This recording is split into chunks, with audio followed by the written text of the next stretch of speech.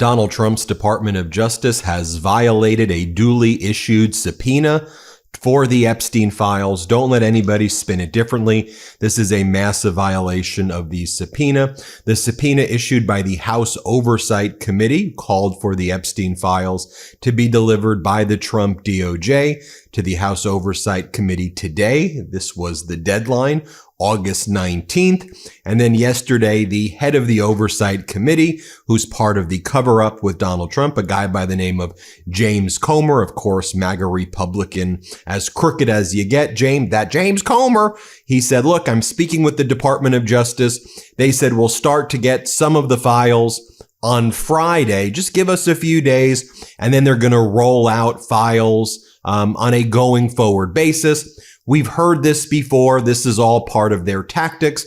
At the same time yesterday, for reasons that are entirely unclear in terms of actually getting to the substance of the Epstein files, but are very clear in terms of the cover-up in favor of Donald Trump. The House Oversight Committee took a deposition of former Attorney General Bill Barr, and Bill Barr said, as far as I know, Donald Trump had nothing to do with Jeffrey Epstein. We never saw his name in the Epstein files. We never saw it there at all. Hey, Bill Barr, first of all, you've covered up for Donald Trump before. You've covered up his crimes before. Also, your dad, Bill Barr, his name was Donald Barr, who was the headmaster at the Dalton School. Oh, that just so happens to be the school where, after Jeffrey Epstein dropped out of college, he got a job as a teacher and made a lot of money there. So Jeffrey Epstein worked for your father. So that's not too suspicious now, is it? Also, why is Bill Barr getting deposed? You know who should be deposed? The victims.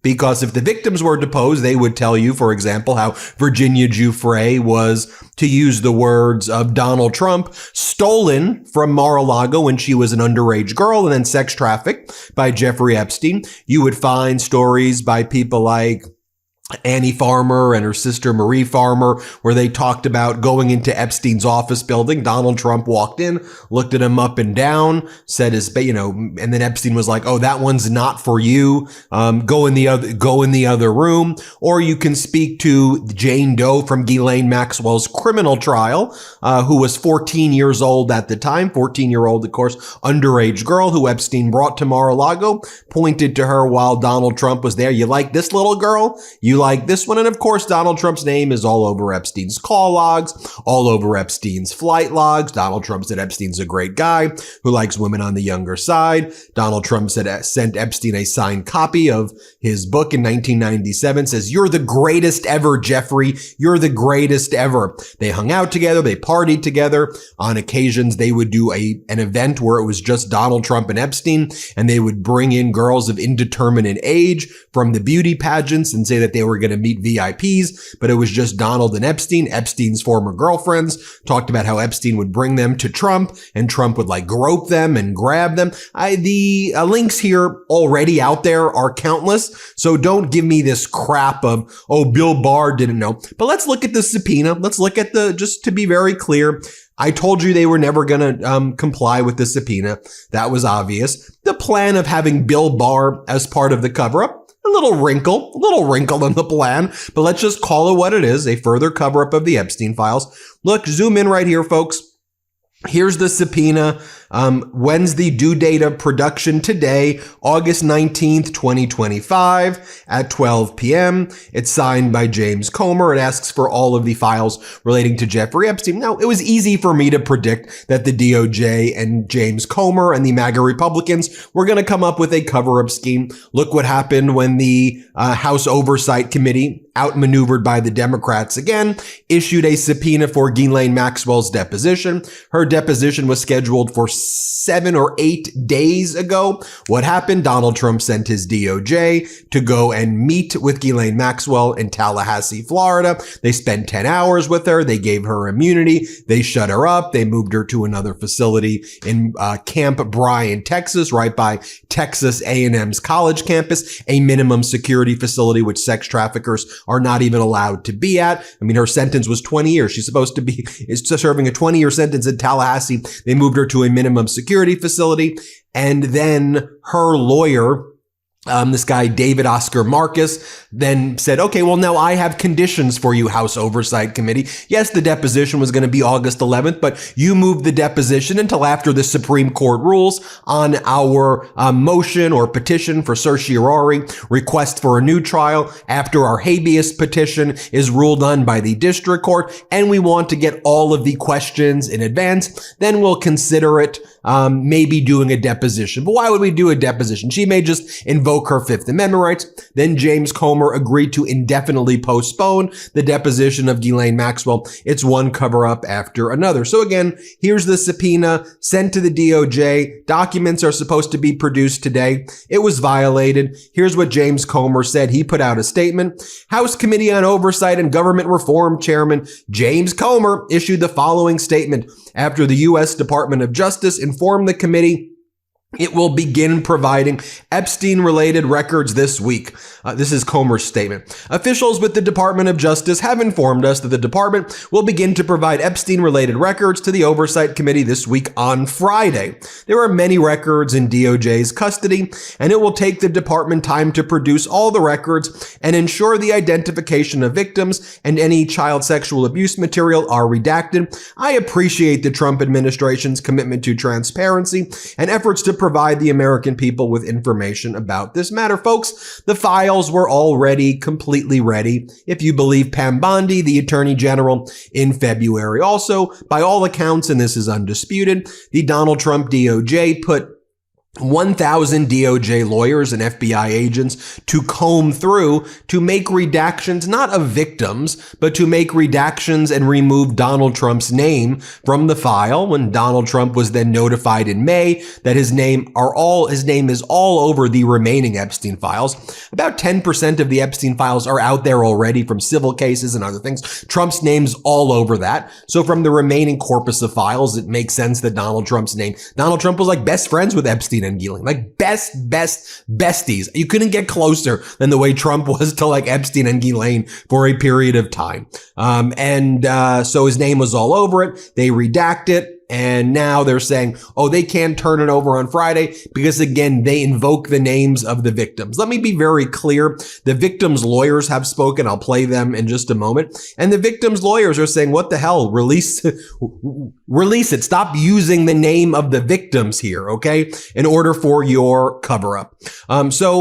Let me just show you this. This is James Comer. Goes, I think we'll receive these Epstein documents very soon.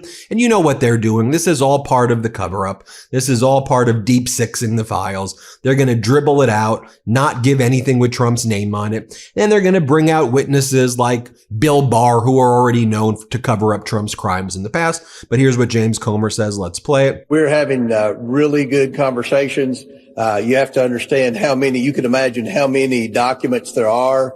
I think that we're going to have I think we'll receive the documents very soon. They're compiling everything together. I think we're working together in a good faith effort, and everything's coming along. I expect to receive the documents very, very soon. Hey, everybody. Ben Meiselas here from the MeidasTouch Network. I wanted to let you know about my podcast partner, Michael Popak's new law firm. It's called the Popak Firm.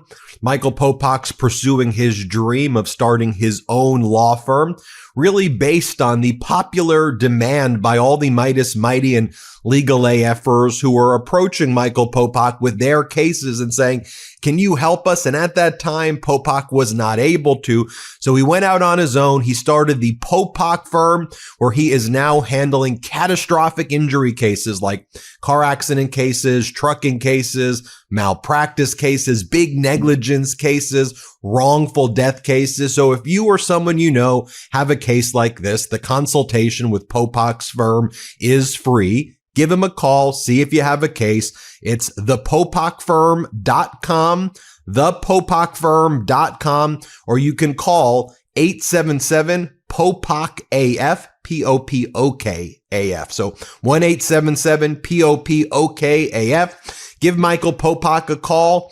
And I'm really proud of you, Popak. Thanks for all the hard work you're putting in. So then, as we said, Bill Barr testified today. Why Bill Barr? other than if you want to do a cover-up for Donald Trump, that's Bill Barr's specialty. Then it goes and gets funneled to the MAGA influencers, these vile humans like Charlie Kirk, who fortunately Gavin Newsom's now punching back at all these MAGA idiot influencers. And Charlie Kirk goes, former Attorney General Bill Barr told the House investigators that he never saw anything that could tie President Trump to Jeffrey Epstein's crimes. According to Oversight Chair James Comer, he said that he had never seen anything that would implicate Trump. Okay, well, can we just be very clear already? I've laid out at the beginning of this video many ways that link Donald Trump to Jeffrey Epstein during the period where Epstein was sex trafficking. Okay, Donald Trump says he's a great guy, likes girls on the young side or women on the younger side. After Donald Trump knew that Epstein was taking girls, underage girls, from the Mar-a-Lago spa. Okay, I mean, that's pretty damaging stuff right there. Does that mean that Donald Trump was actively involved? I will tell you that it at least creates serious questions, especially where Donald Trump, someone who's already been found liable by a federal jury for sexual assault, where we have Donald Trump on audio tape bragging about grabbing women by their genitals without their consent, where we have Donald Trump on video and audio bragging about going into the backstage of pageants and looking at and inspecting naked girls. Yeah, especially where you have Donald Trump doing these events with Epstein where beauty pageant girls would show up, 30 of them, thinking they were going to see VIPs. And it was just Donald Trump and Epstein at the period where Epstein was a raging sex trafficker. So, there's articles from 1997 from the Daily Mirror, Sunday Mirror, in the UK, I talked about Ghislaine Maxwell bringing young women to Donald Trump for Donald Trump's appetite, right? I mean, I've showed you videos before of Donald Trump bringing young girls on stage at these speaking engagements and saying that, he's like, there's a 17 or 18-year-old. That's my kryptonite, he said. He's like, I don't drink alcohol, but it's like an alcoholic for me when it comes to these 17 and 18-year-olds, or words to that effect. So I say all of those things, pretty sick things. I mean, if Obama said those things or if Biden said things, I think we'd be looking at it a little bit differently here now, wouldn't we? My buddy Mehdi Hassan says, you mean the Bill Barr whose dad Donald was the headmaster of the elite New York City school that hired college dropout Jeffrey Epstein to teach math and physics? That Bill Barr is the one saying that there's nothing to see here. Congresswoman Jasmine Crockett writes, Bill Barr, the AG when Epstein died, was in the hot seat today. But let me remind you, DOJ owes us the Epstein files beginning tomorrow, today. All of them, client list included. No delays, no redactions, no excuses. Anything less is a cover-up. The American people deserve the truth. The victims deserve better. You now know what the cover-up is, though. I just explained it to you. Bill Barr has a history of lying for Trump. Here's an example. Let's play the video. A second federal judge has just ruled that Bill Barr and the Trump-era Justice Department were also disingenuous with the court. They, in effect, lied to the court when they told her and they told the public a made-up story, a lie, about why former President Donald Trump was not put on trial, was not charged with obstruction of justice on the basis of the evidence that was collected against President Trump in Mueller's investigation. You might remember Mueller's report started with Volume 1, that was about what Russia did to interfere in the election. And then Volume 2, you probably remember, it laid out more than 10 instances in great detail of potentially criminal obstruction of justice committed by then President Trump. And let me show you this. One of the other pivots, part of the cover-up, is now they're saying, well, Bill Clinton's the prime suspect. We're going after Bill Clinton must be on the island. Here, play this clip. I just want to ask you one question, Mr. Chairman. The American people want to know what happened on Epstein Island. I'm not going to drop this topic. You've subpoenaed Bill Clinton. He's going to fight you tooth and nail. With the best lawyers in the country in some cases. Do you think Bill Clinton ever actually testifies? I think his date is what, October 12th? Yes. I think we have a very good chance at this. I've never lost a subpoena battle. I've been chairman of that committee for a year and a half. This is the most challenging subpoena I've ever issued. But what makes this subpoena different is that the Democrats voted with Republicans. This is a bipartisan, congressionally approved subpoena. And I think that will hold a lot of weight in court. And you're absolutely right. He's going to have the best lawyers in America fighting us tooth and toenail on this. But the fact that this was voted on by Republicans and Democrats, because we're hearing from our constituents, everybody in America wants to know what went on at Epstein Island. And we've all heard reports that Bill Clinton was a frequent visitor there. So he's a prime suspect to be deposed by the House Oversight Committee. So hopefully we'll win that court battle with that subpoena and see President Clinton in October. I hope so. I don't look, Bill Clinton, sure. If Bill Clinton is in there, just release the freaking files. Just release them. If Clinton's on there, who cares? Just release the files. But now we know you've gone through, you've manipulated the files, you've destroyed files likely with Donald Trump's name on it. And this is all part of a scam, a scheme, a stunt, a cover-up, which I think is frankly criminal. Let's hear from the attorney representing the Epstein victims. Their clients want this release. They want accountability and transparency. Let's play it. What are you hearing from the victims that you represent in terms of what they would like to see happen now specifically? I think from their perspective, there's still a lot of very unanswered questions. In fact, they haven't answered any questions to date. Most of the information that we've seen throughout this whole month is recycled information. It goes all the way back to the binders. All that stuff is public. My client, Maria Farmer, her file is 90% redacted. We've asked the FBI for that. We've submitted a FOIA. We've requested it for many, many years and come up short. So there's a little bit that we do know, but there's an awful lot that we don't know. And the victims are really looking forward to some accountability and transparency and a full accounting of how did Jeffrey Epstein get so wealthy? How did he gain so much influence? What happened in the 90s, the 2000s, the 2010s, 30 years that this individual was able to, conduct these activities, traffic in victims all across the world, and yet nothing new in the files? That's really hard for them to believe and a great disappointment. Just to be clear, here's Trump calling the Epstein scandal bullshit. So CNN put together this montage. Let's play this clip. Would you declassify the Epstein files? Yeah, I would. I'd be inclined to do the Epstein. I'd have no problem with it. Seriously, we need to release the Epstein list. That is an important thing. Why is the FBI protecting the greatest pederast, the largest scale pederast in human history?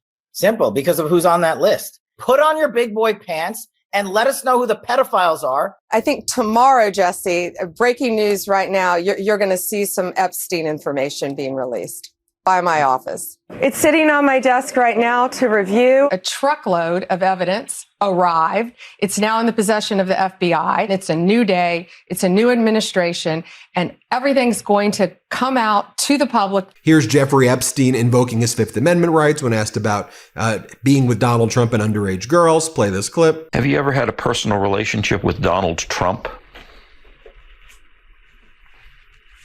What do you mean by personal relationships? Have you socialized with him? Yes, sir. Yes? Yes, sir. Have you ever socialized with Donald Trump in the presence of females under the age of 18? Though I'd like to answer that question, at least today, I'm going to have to assert my 5th, 6th, and 14th Amendment rights, sir. Another Epstein victim attorney right here. Here's what he's got to say. There's a 53-page indictment that was drafted by the federal government detailing Epstein's crimes, describing the conspiracy and conspirators who were involved in those crimes, that has never been released, that could be released tomorrow if the Department of Justice were really interested in transparency. There are transcripts, presumably, of the interviews that were conducted with Ghislaine Maxwell that could be released tomorrow if the Justice Department were truly interested in transparency. And if there were really an investigation that were directed at determining what this cover-up is all about, why it began, Alex Acosta would be at the very top of the list of individuals to be interviewed, because it is well documented in Acosta's own words that he actively participated in concealing the circumstances of the sweetheart deal that Jeffrey Epstein received back in 2007. And he was the individual who signed off on an absolutely unprecedented non-prosecution agreement that granted immunity not only to Jeffrey Epstein, but to specifically named conspirators that worked along with him to abuse hundreds of children. And remember what Virginia Giuffre had to say before she died by suicide. Let's play it. Virginia Roberts was working in the spa at Donald Trump's Mar-a-Lago club in Palm Beach when British socialite Ghislaine Maxwell introduced her to multimillionaire Jeffrey Epstein. The training started immediately. I mean, it was everything down to how to give a blowjob, how to be quiet, be subservient, give Jeffrey what he wants. A lot of this training came from Ghislaine herself. And being a woman, it kind of surprises you that a woman could actually let stuff like that happen, but not only let it happen, but to groom you into doing it. And then there's Jeffrey who's telling you, I want it this way. No, go slower and don't do that and do this. There you have it, folks. We're just laying it all out. Those are facts. We're laying it out. You decide. But they're covering it up. The files were due today. Turn them over. You should have turned them over in February when you said it was on your desk. We heard you say that in the clip. Everybody hit subscribe. Let's get to 6 million. Thank you for watching. The truth is more important than ever. Check out our new Truth Over Lies collection at store.MeidasTouch.com. All 100% USA union made.